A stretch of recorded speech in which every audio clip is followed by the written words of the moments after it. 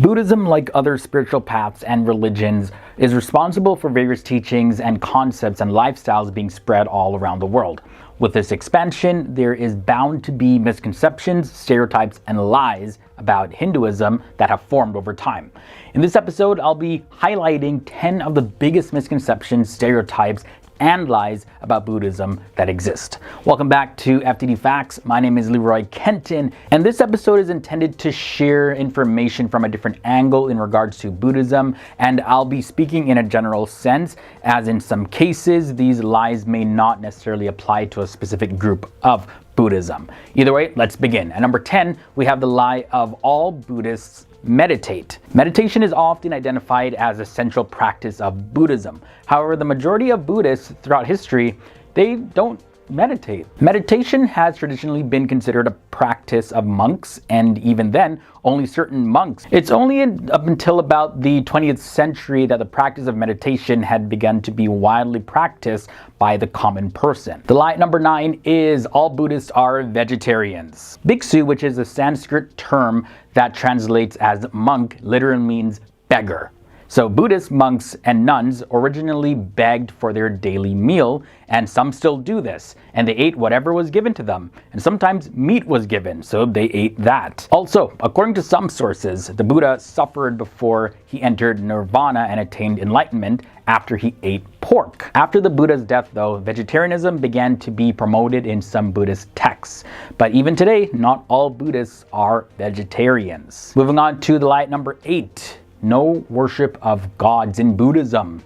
In certain types of Buddhism, like Japanese Buddhism, there is a wide variety of cosmic beings known as devas and spiritual beings known as bodhisattvas and Buddhas. And these beings dwell in various areas of the universe. Some even respond to people's prayers. Next up, let's look at Buddhism teaches that nothing exists. Buddhism doesn't actually teach this though. It does challenge the understanding of how things exist, and it teaches that beings and occurrences have no inherent existence. But Buddhism does not teach that there is no existence at all. The nothing exists misconception actually comes from a misunderstanding of the teaching of anatta and shunyata in Buddhism, but these are not beliefs of nothing exists. Rather, they teach that we understand existence in a limited way and a very biased way. Now, the lie number 6 is Buddhists believe in reincarnation. This one, it blew my mind. Now, if by reincarnation you mean the transferring of a soul into a new body after the former body dies, then no. The Buddha did not teach reincarnation. He taught that there was no soul even to transfer to another body. However, there is a Buddhist teaching of rebirth, not the same as reincarnation. The teaching says that it is the energy or conditioning created by one life that is reborn into another life, not the soul being reborn. According to Theravada Buddhism scholar Walpola Rahula, a person who dies here and is reborn elsewhere is neither the same person nor another. However, you don't have to believe in rebirth to be a Buddhist. It's not essential. Halfway in, the lie number 5 is karma is fate. If you didn't already know, the word karma refers to action, not fate. In Buddhism, karma is an energy created by willful action through thoughts, words, and deeds. Everyone is always creating karma with every second that passes, and the karma we create affects us at every moment of the day.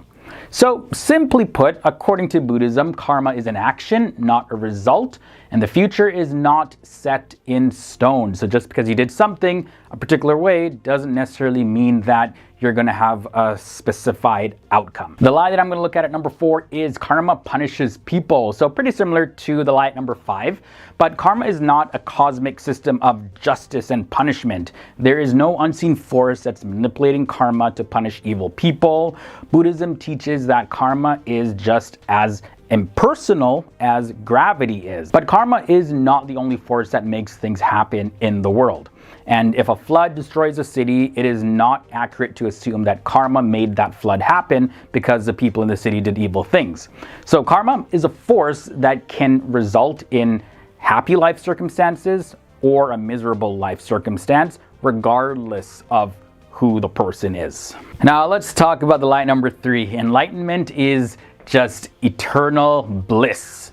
All of a sudden. People often think that becoming enlightened is like turning on a light bulb and then a person goes from being ignorant and frustrated to being blissful through one big aha moment. No, doesn't work that way. The Sanskrit term that's often translated as enlightenment actually means awakening. So most people awaken gradually over a period of time, or they're awakened through a series of opening experiences. Even the most enlightened people are not just floating around on a cloud of bliss all the time.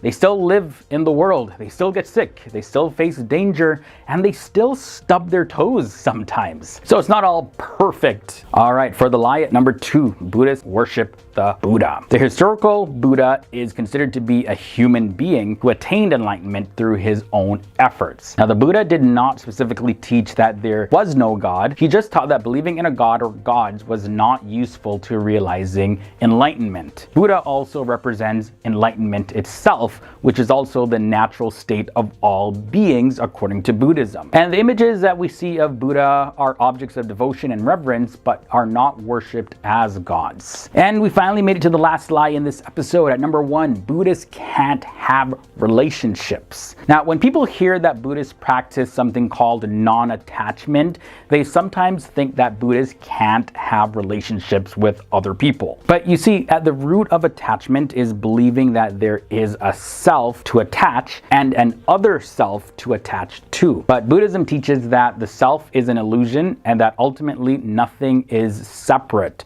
When one realizes this, there is no need for attachment.